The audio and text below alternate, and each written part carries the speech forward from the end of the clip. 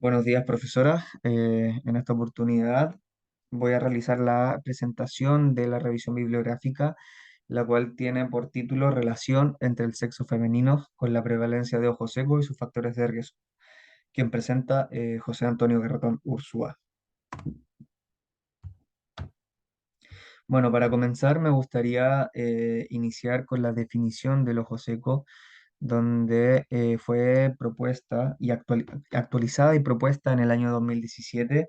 por la Tear Film and Ocular Surface Dry Eye Workshop en su segunda versión, donde definieron que el ojo seco es una enfermedad multifactorial de la superficie ocular que se caracteriza por una pérdida de la homeostasis de la película lagrimal y que va acompañada de síntomas oculares en la que la inestabilidad e hipersmolaridad de la superficie ocular, la inflamación y daño de la misma y las anomalías neurosensoriales desempeñan papeles etiológicos.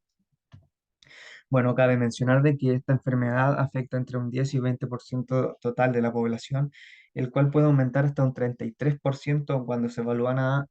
población de carácter oriental de origen asiático. En un estudio realizado en Estados Unidos, donde se evaluó la prevalencia aplicando una diferencia por sexo y por edad, se obtuvo de que en, en personas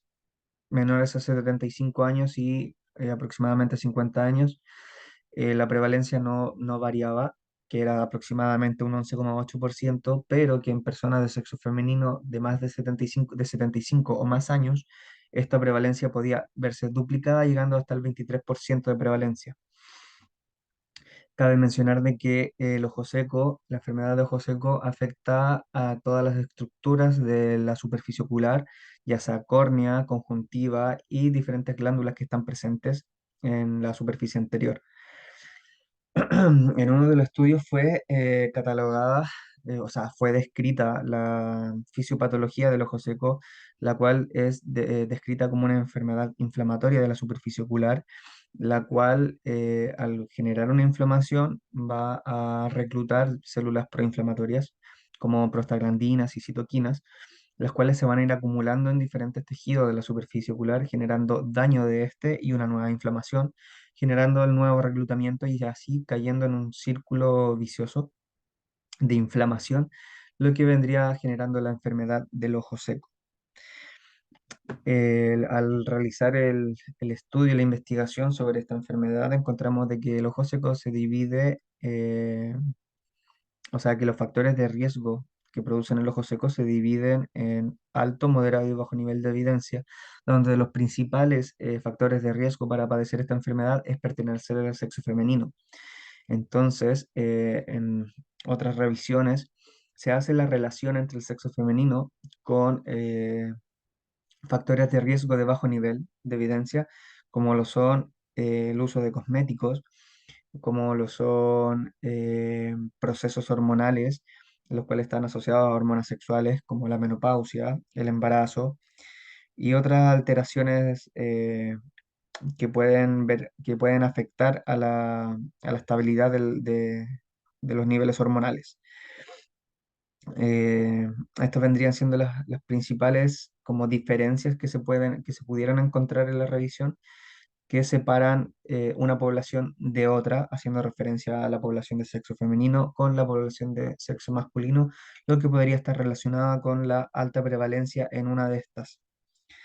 Entonces, por lo mismo, se planteó como objetivo general evaluar la relación de la alta prevalencia de ojo seco en personas de sexo femenino con los factores de riesgo de bajo nivel de evidencia que dicha población presenta. Esto a partir de la literatura científica de los últimos 10 años. Como objetivos específicos encontramos identificar la relación del tratamiento hormonal en pacientes de sexo femenino con ojo seco, determinar la relación entre el uso de maquillaje en pacientes de sexo femenino con el ojo seco, establecer la relación entre la menopausia con la prevalencia de ojo seco en pacientes de sexo femenino y analizar críticamente las consecuencias del ojo seco en la población de sexo femenino. Bueno, en la metodología para la búsqueda de literatura se utilizó como base de datos bibliográficos PubMed y Scopus, utilizando la pauta que podemos observar actualmente en pantalla. el cual es en base al protocolo Prisma. En base a estas dos bases de datos, se obtuvieron 813 artículos, de los cuales 319 eran de PubMed y 494 resultados eran de Scopus. Ahora bien, se excluyeron aquellos artículos que no estaban indexados en las bases de datos anteriormente mencionadas y todo lo que era revisiones sistemáticas, metaanálisis, informes de serie de casos, informes regulatorios, estudios experimentales en animales, entre otros, fueron excluidos. Y dentro de otros factores de exclusión relacionados al eje temático del análisis, tenemos todos aquellos que eran con un enfoque diferente o no atingente al estudio, como lo son poblaciones estudiantiles, sin diferenciación por sexo, o que eran solamente enfocadas en personas de sexo masculino, o relacionadas solamente a la edad, entre otros. Ya después de aplicar estos criterios de exclusión, obtuvimos un total de 20 artículos a analizar. Bueno, dentro de estos 20 artículos rescatamos tres principales estudios, los cuales eran de carácter experimental y abordaban principalmente los factores de riesgo de bajo nivel de evidencia que habíamos mencionado anteriormente, como el primero, el cual habla del impacto de ciertas hormonas como la prolactina y la testosterona en los parámetros clínicos de los OC con mujeres embarazadas, en donde se observa que el análisis de correlación indicó que la concentración de testosterona no se correlacionó significativamente con ninguno de los parámetros clínicos. Por lo tanto, que ese parámetro se excluyó. Sin embargo, la concentración de prolactina sérica sí se correlacionó significativamente con la prueba 1 de Schirmer, por lo que se realizó una regresión lineal múltiple para predecir la puntuación de la prueba, em,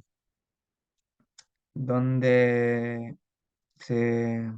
donde se tomaron la puntuación de tinción de la superficie ocular, la expresibilidad de glándulas de meiomio, la calidad de secreción de estas mismas y la concentración sérica de prolactina.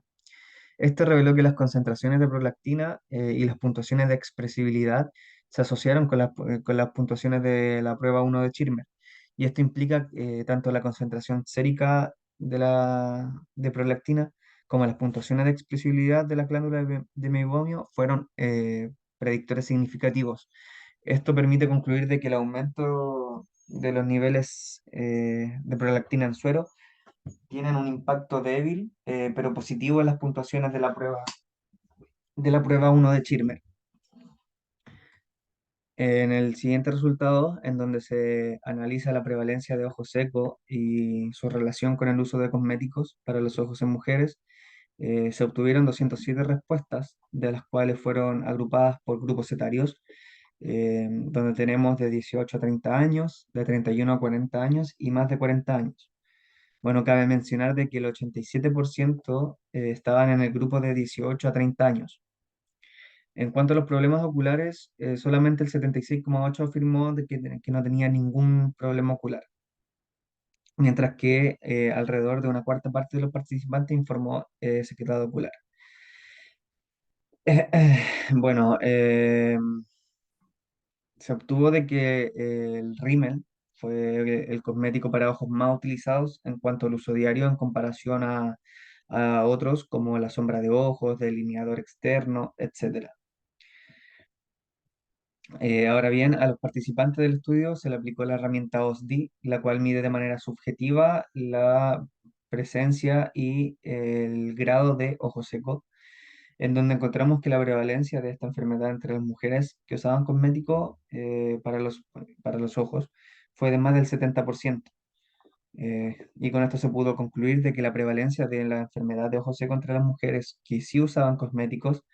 fue mucho más alta que la prevalencia de la población general, lo que indicaba de que sí, efectivamente los cosméticos eran un factor de riesgo. Y en el tercer estudio, el cual se enfoca en los efectos de los anticonceptivos hormonales en la enfermedad del ojo seco, el cual cuenta con 1.799 casos de la enfermedad y 7.196 controles, donde ambos grupos tenían distribuciones covariables similares, tanto en edad como en factores o comorbilidades. Este estudio llegó a la conclusión de que hubo un mayor riesgo de enfermedad de ojo seco en el uso regular de un tratamiento anticonceptivo hormonal en comparación con las personas que lo usaban de manera irregular. Y de la misma manera pasa cuando se utilizaban más de un tipo de tratamiento anticonceptivo hormonal, ya sea de tipo oral, ya sea por inyecciones o por dispositivo. Y en resumen encontramos de que una mayor duración y cantidad de uso de tratamiento anticonceptivo hormonal se asociaba significativamente con una mayor probabilidad de desarrollar ojo seco. Bueno, ahora bien, como habíamos mencionado al principio, la prevalencia del ojo seco es significativamente más alta en mujeres, llegando a duplicarse en comparación al resto de la población de los 75 años en adelante. Cuando analizamos los factores de riesgo principales, encontramos que el sexo femenino es uno de los principales y de alto nivel de evidencia y que estaban y que se relacionaban con factores de riesgo de bajo nivel de evidencia, como lo son los cosméticos, las hormonas sexuales eh, y tratamientos anticonceptivos. Pero todavía no se lograba entender por qué. Y ante esto es que aparecen los estudios donde se logró evaluar la presencia, se logró evaluar la presencia de receptores para hormonas sexuales en las diferentes estructuras del globo ocular, los cuales podía desencadenar con retinopatías, podían desencadenar cataratas, desórdenes corneales y pueden generar ojo seco. Entonces, luego de que se descubrió la relevancia de las hormonas sexuales y la presencia de receptores en las diferentes estructuras, es que en uno de los estudios se empezaron a estudiar los papeles de las principales hormonas sexuales en el sexo femenino. El papel de los estrógenos aún no se comprende completamente, pero varios estudios in vitro en animales y humanos muestran que los estrógenos disminuyen la secreción de las glándulas sebáceas, inhiben la lipogénesis y promueven la inflamación de la superficie ocular. Muchos estudios describen un empeoramiento de los síntomas de la enfermedad de ojo seco con niveles altos de estrógenos, como ocurren durante el pico estrogénico en la fase folicular del ciclo menstrual. También hay evidencias con niveles bajos de estrógeno, como ocurre durante la menopausia, otro con